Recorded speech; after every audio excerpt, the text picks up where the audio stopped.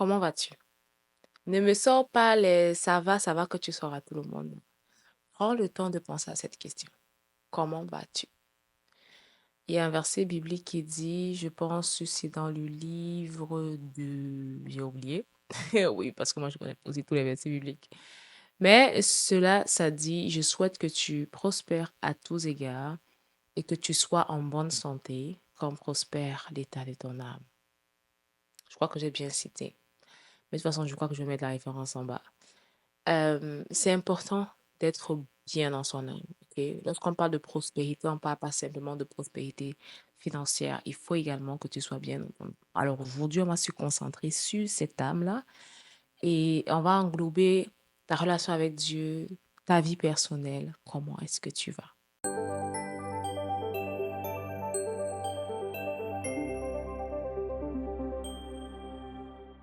Bonjour à toi, mon nom est Alicia Vicoud. Bienvenue à ton émission chrétienne Vie pour Christ. Ici, on se concentre à chaque jour davantage connaître Christ, davantage vivre pour lui, davantage nous soumettre à lui, ok?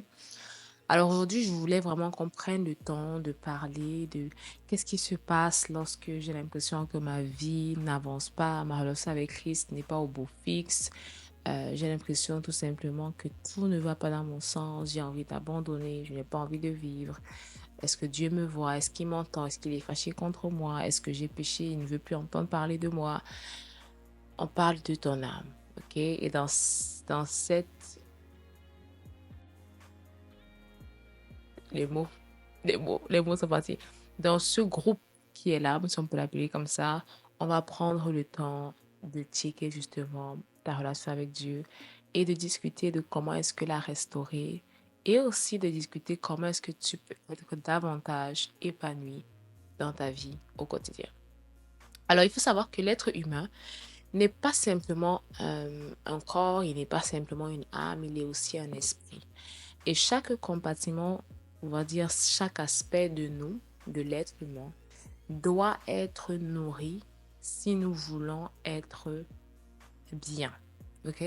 Ça veut dire que je peux être en très bonne santé, je peux avoir de très bonnes relations sociales, avoir un travail, mais si ma relation avec Dieu ou bien si le côté spirituel n'est pas suffisamment nourri, je vais également ressentir je vais sentir un déséquilibre. Tout comme je peux être en feu pour Dieu, avoir euh, une intimité réelle avec lui, passer du temps dans sa présence. Mais si j'ai l'impression d'être seule, un peu comme à un moment donné, Élie va dire à Dieu, je suis le seul qui est resté. On a l'impression en ce moment qu'il a besoin en fait d'autres personnes qui comprennent les réalités par lesquelles il traverse. Donc il a un besoin pas simplement spirituel ici, mais il a aussi un besoin social. Maintenant, les étudiants de la Bible, vous pouvez peut-être me dire ce que vous en pensez dessus. Donc, même si c'était un homme d'esprit et de puissance, ça n'empêche qu'il avait besoin également d'avoir cette personne-là avec qui il marche, avec qui est même là. Parfois, des gens n'ont pas forcément besoin que tu parles énormément, mais juste savoir que tu es là. Donc, il y a ce besoin social-là. Et maintenant, tu peux être très bonne dans tes relations sociales, tu peux être très bonne dans ta relation avec Dieu. Par contre, tu es malade ou tu ne te nourris pas bien. Donc, le fait que tu ne te nourris pas bien fait en sorte que ça touche aussi parce que scientifiquement parlant, on a découvert que même tes émotions peuvent être influencées par la manière dont tu te nourris, par ce que tu consommes, ce que tu ne consommes pas, par les excès de table, non, excès de table. Vous allez remarquer, généralement, les gens, quand ils font les excès de table, ils sont fatigués. Ils veulent juste aller dormir, et tu dors, et puis tu as l'impression que tu as passé du temps, tu n'as pas l'énergie. Donc, tout ça, en fait, ça joue un rôle sur comment tu vas globalement expérimenter ta vie, ok? Mais aujourd'hui, quand je te pose la question, comment est-ce que tu vas, la première chose que je veux que tu fasses, c'est que tu prennes le temps d'y penser. Nous sommes dans une génération où on a l'impression qu'on n'a pas le temps, en réalité on en a, mais juste qu'on passe toutes 15 secondes sur les réseaux, ça fait finalement 1 heure, 2 heures, 3 heures, 4 heures. Et ça fait commencer avec 15 secondes. Donc, ne me dis pas en ce moment que tu n'as pas le temps de te poser ce genre de questions. Assieds-toi, pense à toi, comment vas-tu?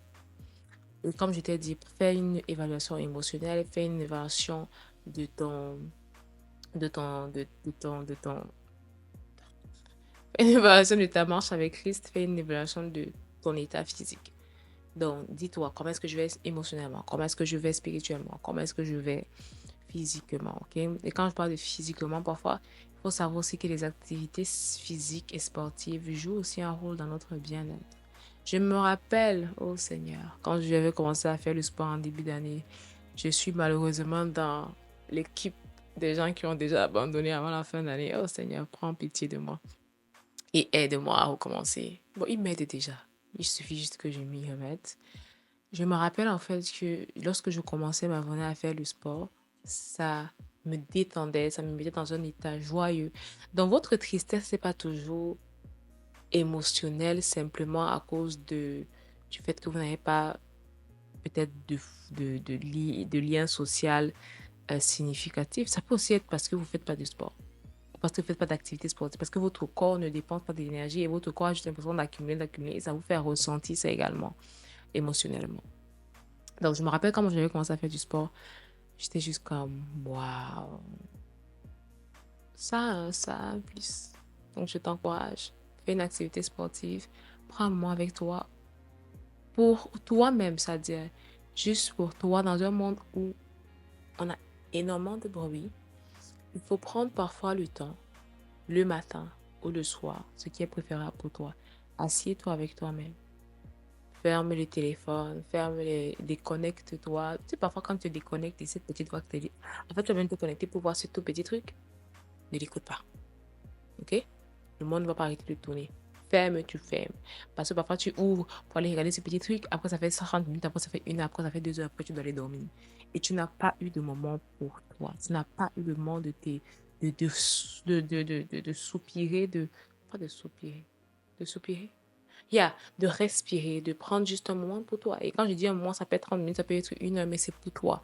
Tu peux décider de prendre ce moment à écouter juste de la musique, à danser. Tu peux décider de prendre ce moment à lire un livre. Tu peux décider, si tu ne veux pas lire un livre, tu n'es pas obligé forcément de faire une activité. Tu peux décider de prendre ce moment, prendre une grande douche ou un long bain, you know, ce qui te fait plaisir, sauf les réseaux sociaux. Ok? Ensuite, spirituellement, comment est-ce que je restaure? Ça, c'est la partie qui est un peu compliquée. C'est, euh, je veux restaurer mon intimité avec Dieu. J'ai l'impression de l'avoir perdu. J'ai l'impression que, voilà, je ne suis plus au beau fixe avec Dieu. Je pense, Barthélemy qui va dire, non, Barthélemy, Alicia, Bartimée. Aujourd'hui, avec les références, je ne sais pas ce qui se passe. Je pense que c'est Bartimée qui va dire, Fils de David, aie pitié de moi. Et on se dit, Bartimée, c'est vrai, il est aveugle, il est fatigué d'être aveugle. Mais c'est pas tous les aveugles qui ont mis autant d'efforts à crier leurs besoins de leur délivrance. Ce n'est pas eux tous qui ont eu la même fatigue d'esprit de se dire, je suis fatigué de cette condition, je veux voir. Et on voit Bartimée qui est en train de crier à Jésus et qui dit, Fils de David, aie pitié de moi. Et la Bible nous dit que le Seigneur Jésus est venu en fait pour guérir ceux qui ont le cœur brisé. Et parfois, lorsqu'on parle, on pense à ce verset, on se dit, on parle peut-être des personnes qui ont été blessées émotionnellement, des, trahies. Pas nécessairement, parce que David va dire encore que Dieu prend plaisir à celui qui a un cœur contrit, brisé. You know. Qu'est-ce que je veux dire par là? C'est que quand tu as l'impression que ta relation avec Dieu n'est plus au bon fixe, c'est quoi l'état et la position de ton cœur? Si tu es comme moi, c'est pas au bon fixe, c'est pas grave, je sais pas quoi faire. Mais si tu te mets dans une position où tu dis comme Bartimée, fils de David, aie pitié de moi, Seigneur, je veux cette relation avec toi. Pardonne-moi, peu importe ce que j'ai fait, peu importe ce que j'ai commis. Seigneur, je viens me repentir dans ta présence. Euh, je ne peux pas vivre sans toi. Littéralement. Allez, David n'était pas un homme parfait, mais une chose, c'est qu'il était un homme honnête. Ça ne sert à rien de faire semblant devant Dieu parce que Dieu sait. Et ce n'est pas non plus une solution de fuir sa présence parce que ça n'arrange rien. Non, c'est pas une solution de c'est pas moi, de rester là-bas dans son coin, de dire, ah, peut-être que si je reste là-bas dans mon coin, je m'accuse, ça va faire plaisir à Dieu. Ça ne fait pas plaisir à Dieu. Ce qui fait plaisir à Dieu, c'est que tu comprennes sa parole, que tu sois transformé, que tu grandisses, que tu matures. C'est pas que tu passes rester dans un coin boudé, tu vois ce que je veux dire. Donc, comprends que le Seigneur est venu également pour ça, pour ceux qui sont humbles de cœur, pour accepter le salut, pour accepter le pardon, pour accepter son amour et pour le laisser euh, les transformer, de les guérir, de les changer. Donc, c'est ça. Je vais finir par dire ceci. Comment est-ce que tu vas? Je t'ai dit de répondre à la question. Euh, notre vie, que ce soit au niveau spirituel, émotionnel ou physique, demande qu'on soit intentionnel et actif à l'intérieur, ok? Je ne peux pas dire que je veux être prospère dans mon âme, dans mon esprit et dans mon corps et faire tout le contraire de ce qui le rend prospère. Maintenant, je suis pas en train de dire que tu vas faire des erreurs. Tu peux faire des erreurs. Mais sache que aussi longtemps que tu vas remettre à demain et que tu vas procrastiner ton bonheur, pas le bonheur de quelqu'un, tu seras malheureux et tu seras triste. Et tu regarderas la vie des gens, tu seras, Seigneur a des favoris, le Seigneur a des chouchous, mais en réalité, ces personnes que tu observes ont également fait ce travail. J'ai pas envie de faire du sport, mais je sais que ça aide à ma joie, ça aide à mon bien-être, ça aide à mon énergie physique. J'ai pas envie nécessairement toujours de prière, non? Mais bizarrement, quand finalement tu rentres dans la prière, tu te rends compte que c'est ce dont tu avais besoin.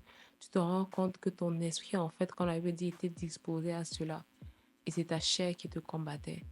Donc, il y aura toujours la bataille quelque part dans ta tête. Mais c'est d'où vraiment maintenant vient ton autorité que tu as en Christ.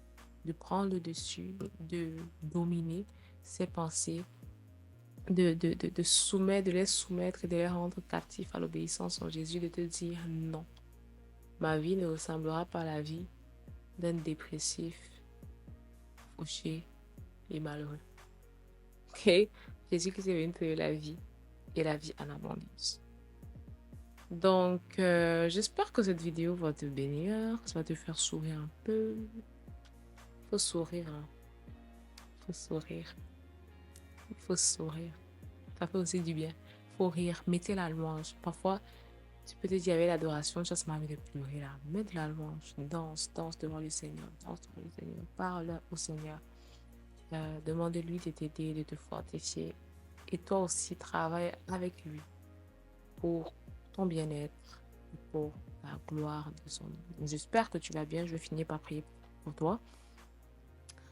Père de gloire, je te bénis, je te rends grâce pour cette personne qui me regarde, éternelle, qui traverse un moment peut-être difficile, qui se pose des questions, qui veut abandonner, qui ne sait quoi faire, qui ne sait plus quoi penser. Éternel, je prie, Seigneur, toi qui as calmé la tempête, qui as dit silence, qui a dit que le calme soit, éternel Dieu de gloire, je viens prier encore que tu viennes encore calmer toute forme de tempête qui est dans la vie ou dans le cœur de tes enfants. Seigneur, je prie que toutes les pensées soient captives à ton obéissance dans le nom puissant de Jésus et que tes enfants puissent être prospères à tous égards, comme prospère également leur âme dans le nom puissant de Jésus. Que Dieu vous bénisse abondamment. On se retrouve dans une prochaine vidéo et bonne journée à vous.